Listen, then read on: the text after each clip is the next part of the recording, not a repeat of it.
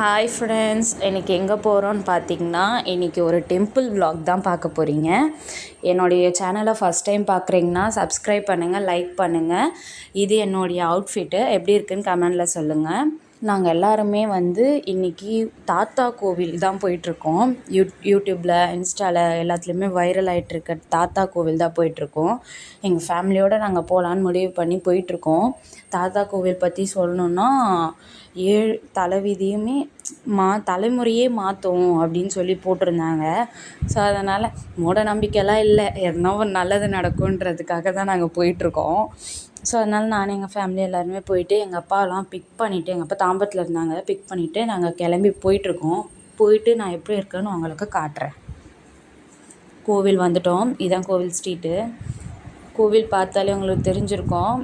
அவ்வளோ அங்கே என்னால் வீடியோஸே எடுக்க முடியல. அங்கே ஃபுல்லாக சாமி கும்பிட்ற பக்தியிலே இருந்தோம். தாத்தாவோட சமாதி இருந்துச்சு. பார்த்துட்டு தாத்தா கிட்டே என்னெல்லாம் கேட்கணுமோ எல்லாத்தையும் கேட்டு வாங்கிட்டு வந்துக்கிட்டுருக்கோம். நீங்களும் உங்களுக்கு வேணும்னா நீங்கள் தாத்தா கோவில் போய் நீங்கள் கேட்ட வரத்தை வாங்கிக்கலாம். அப்படியே நாங்கள் வீட்டுக்கு கிளம்பிட்டோம்.